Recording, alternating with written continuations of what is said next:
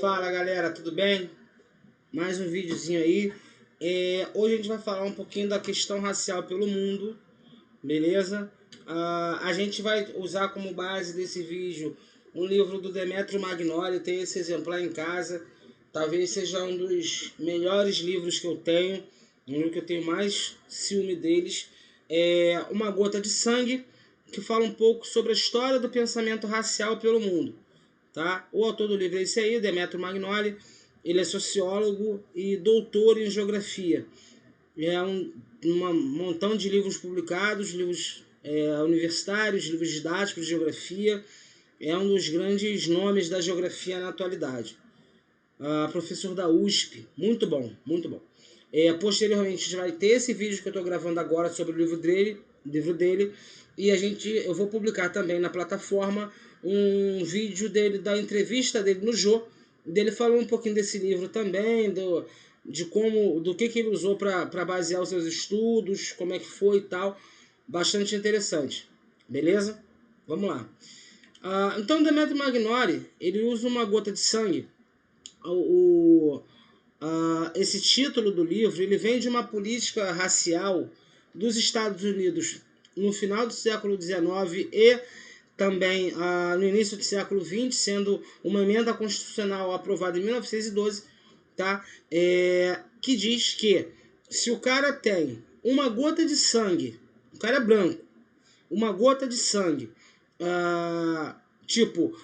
alguém na árvore genealógica dele, na família dele antiga, um pai, um avô, um tio, negro, ele também será considerado negro, mesmo a pele dele sendo visivelmente branca. Tá? Os Estados Unidos, alguns países nessa época fizeram algumas políticas raciais para separar negros e brancos. Então, naquele momento ali, tá? Ficou proibido o casamento entre brancos e negros, o convívio direto entre brancos e negros. Tá? Cada um dentro do país tinha o seu espaço próprio. Tá? Existia uma carteirinha. Eles só poderiam frequentar espaços. O negro só podia frequentar espaços para negro e o branco só podia frequentar espaços de branco. Tá? Então, assim, é uma lei de segregação mesmo. O que é segregação racial? É a separação racial. Tá? Cada um, eles falavam lá, vamos tratar todos iguais. Não. Tá? O tratamento nunca foi igualitário. Tá certo? Como no Brasil, os Estados Unidos vinham de uma abolição da escravatura. Tá? O negro sempre foi visto como algo inferior nos Estados Unidos. Então, assim, existiu uma lei, tá? Se tornou legalizado o preconceito contra o negro, para você ter uma noção do que era isso nos Estados Unidos. Tá? No Brasil não é tão diferente, só que o Brasil não chegou a redigir uma lei ou uma emenda constitucional que oficializava isso. Mas o preconceito era tão perigoso, tão ruim quanto. Tá? Então, assim, Demetrio Magnoli, ele fala que existia um mito da raça. Que existe, né, o mito da raça. E que raça não existe. O que existe é a espécie humana. Até porque não existe diferenciação genética entre um e outro. É tudo ser humano. Tá? Então o sangue que corre na veia do negro é o mesmo sangue que corre na veia do branco. O funcionamento dos órgãos, o funcionamento de tudo é igual. Só muda aí a quantidade de melanina na pele, mas isso não é uma parada que vai mudar o funcionamento do corpo, entendeu?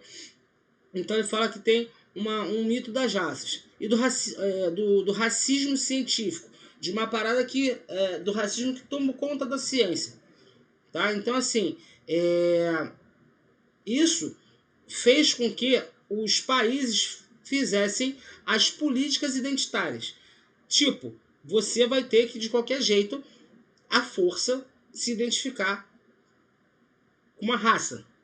Que a raça não existe, mas para o governo existe. Tá? Elas não visavam uma união social.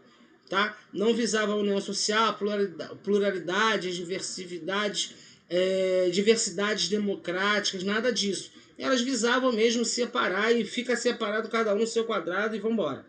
Tá? Então, assim, o racismo ele era elevado, os confrontos entre brancos e negros eram elevados à enésima potência. O que isso quer dizer? Eram potencializadas. Né? O governo promovia esse embate entre brancos e negros. Tá? Então, assim, o que acontece? O negro se ressente do branco nesse sentido por causa do tratamento diferenciado. Tá? Existem estudos, inúmeros estudos ao longo aí do século XX, do século XXI, que provam que o negro não tem oportunidade de estudar, que o negro além de segregado racialmente, ele é segregado espacialmente. Tá? Se você for pegar, por exemplo, a quantidade de negros numa favela é muito maior do que qualquer outro grupo humano. Sacou? Se você pegar, por exemplo, numa zona sul, a supremacia branca é muito grande. Tá? Existe lá uma proporção de tipo de 20, 25 brancos para um negro. Tá? E que normalmente o negro lá, mesmo que more na zona sul, mesmo que more num prédio de elite, de vez em quando ele vai ser tratado como empregado. Ó, usa o elevador de empregado lá, o de carga, não pode usar o social. A gente tem inúmeras histórias que comprovam isso. Nos Estados Unidos não é diferente. Nos Estados Unidos não é diferente. Tá? Infelizmente, a gente vai ter negros com uma renda um pouco maior, com estudo a nível de universidade, mas infelizmente ainda, isso é uma exceção à regra. Tá certo? Então, assim, você vai ter, claro, a gente não pode negar, né? A gente não pode ser aqui leviano de falar que não tem negros aí ocupando cargos importantes, como de medicina, como de governo, como em grandes universidades, né? A gente não pode dizer de engenharia e tudo mais. Só que são uma infeliz minoria. Tá? E ainda hoje, no século XXI, nós observamos que os negros recebem, mais ou menos, em regra, né? Metade ou um terço do que o branco ganha. As oportunidades do branco são muito dos homens brancos, né? São muito maiores do que os homens negros. Né? Se for mulher, piorou. Né? Então, assim, infelizmente nós tratamos os negros ainda como não como irmãos que são. Né? Então, assim, nas minhas redes sociais, na minha vida, vocês vão sempre ver eu exaltando tudo que for de negritude. Tudo. Porque o que acontece? Eu sou negro. Não existe essa história de pardo.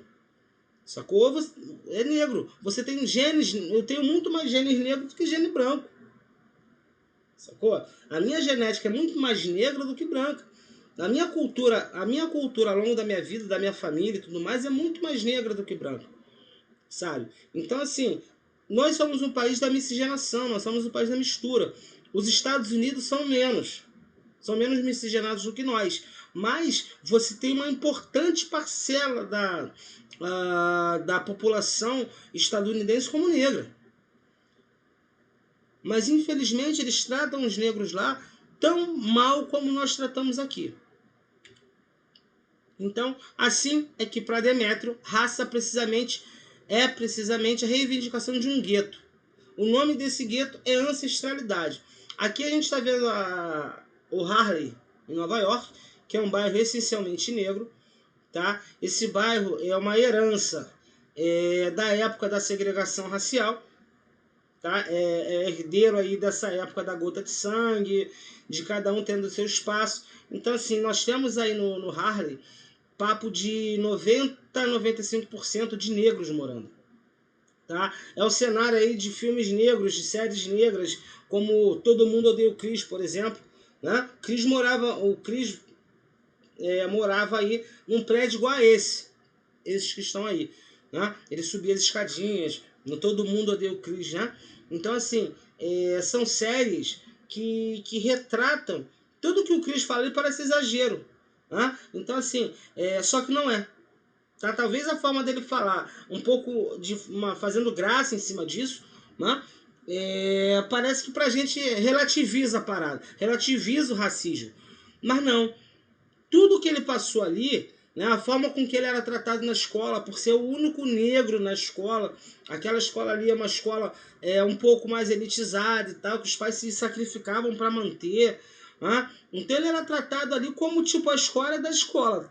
Apanhava pelo simples fato de ser negro. A própria escola tratava ele de uma forma diferente. Né? Tudo que ele... Tanto que a professora falava para ele lá, sua família que passa fome. Ele, não, minha família não passa fome, não. Sabe, o pai dele se desdobrava lá, né? Era até meio que pão duro, mas trabalhava em 2, 3, 4 empregos e tal, né? Para tentar ter uma renda um pouco melhor. Eles tinham uma estrutura de casa ali, né? De família e tal. Mas isso não era uma realidade para todo mundo. Né? Naquela família ali, naquele núcleo familiar, a gente pode tratar algumas exceções, como por exemplo os filhos estudando, né? O pai com 2, 3 empregos, mas esses 2, 3 empregos eram empregos braçais, não eram empregos de escritório como nós vemos nos filmes de Nova York com a galera branca. Entendeu? Quando você pega uma comédia romântica acontecendo em Nova York, né? O que acontece? O par romântico trabalha cada um em seu escritório, ou então os dois no mesmo escritório andando com um copinho de café, né? Isso é uma realidade dos brancos, mas isso não é uma realidade dos negros nos Estados Unidos. Então, assim, ele fala o seguinte: o racismo científico é o racismo invadindo a ciência para justificar, né, para tentar justificar o preconceito racial, plantou as raças no solo da natureza, definindo-as como famílias humanas separadas pelas suas essências biológicas. Então, segundo o racismo científico, eram pessoas totalmente diferentes. O funcionamento aí do orgânico do corpo era totalmente diferente, o que não é realidade. Depois, quando a ciência desmoralizou essa crença anacrônica, ou seja, né, que via cada um no seu quadrado, o multiculturalismo replantou as raças no solo da cultura. O racismo não desiste de acontecer. A galera racista ela não desiste não de mudar de pensamento, mas ela não desiste de arrumar justificativas. Então, quando ele fala que replantou as raças no solo da cultura, é quando você desmoraliza, por exemplo, o racismo tenta desmoralizar a cultura do negro. Sacou? Então, assim, por exemplo, você quer ver uma parada? Qualquer coisa que aconteça, qualquer coisa que venha acontecer, né, em relação a carnaval, a samba, lá, né, a alimentação, tudo que venha acontecer, tá, vem para desmoralizar o carnaval. Não só o carnaval, mas qualquer cultura negra. Beleza? A morte do George Floyd lá nos Estados Unidos atualmente promoveu uma onda de protestos.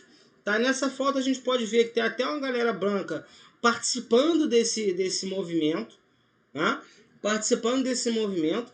São pessoas brancas que foram, claro, lógico, aceitas nesse protesto. São pessoas que têm não vou dizer nenhuma consciência. Olha, ele tem consciência social. Não, são pessoas que consideram que não tem diferença. Não existe diferença entre brancos e negros. A única diferença que teria, se a gente fosse, né, seria a cor da pele, só isso. Mas somos seres humanos tanto quanto uns aos outros. Sabe, tanta coisa pra gente discutir, tanta coisa pra gente focar. E olha o que a gente está discutindo aqui, a questão do preconceito racial. Nós estamos no ano de 2020. Sabe, tanta coisa pra gente se preocupar, né? Tanta coisa pra gente focar. E a gente precisa se preocupar com o racismo. Sabe, a morte do George Floyd, como eu falei anteriormente, eu não estou aqui justificando o possível erro dele, não é isso. Eu estou aqui debatendo por que matou o cara. O cara naquele momento ali não estava oferecendo nenhum tipo de perigo, não estava armado, não estava nada. O cara estava dominado. Entendeu? Estava dominado, era simples. Algema, bota lá na viatura e vai investigar, querido. Mas não. O cara ficou 8 minutos. 8 minutos. Ou 9, se eu não me engano. Asfixiando o cara. O racismo tá aí. E a gente tem que entender o seguinte, se fosse com branco, o branco talvez tomaria até uma banda lá, um mata-leão, poderia acontecer. Só que não morreria. De certo que não morreria. Esse cara branco seria colocado na viatura, seria levado para a delegacia e a investigação estaria rolando sem nenhum alarde. Sem nenhum alarde. Sacou? Então o tratamento entre brancos e negros é totalmente diferente. Isso a gente não pode negar, cara. A questão das oportunidades são diferentes. Não é oportunidade de emprego para quem não estudou. É oportunidade de estudo para quem quer trabalhar no futuro. Vem de baixo. Sabe? Política pública serve para todo mundo. E são países que não são ditaduras, como Estados Unidos, como Brasil, como na Europa. Não são ditaduras, são ditas democracias. A democracia ela serve para todo mundo sem distinção. Se é branco, se é negro, se é amarelo, se é chinês, se é vietnamita, não interessa. Ela tem que funcionar para todo mundo. Sabe? E não funciona. E não funciona. Bom? Então fica aqui o recado, tá bom? Eu espero você no chat, eu vou publicar outro vídeo pra gente fazer atividades, debater, beleza? Um grande abraço, fica aqui a ideia, o papo reto. Um abraço, tamo junto.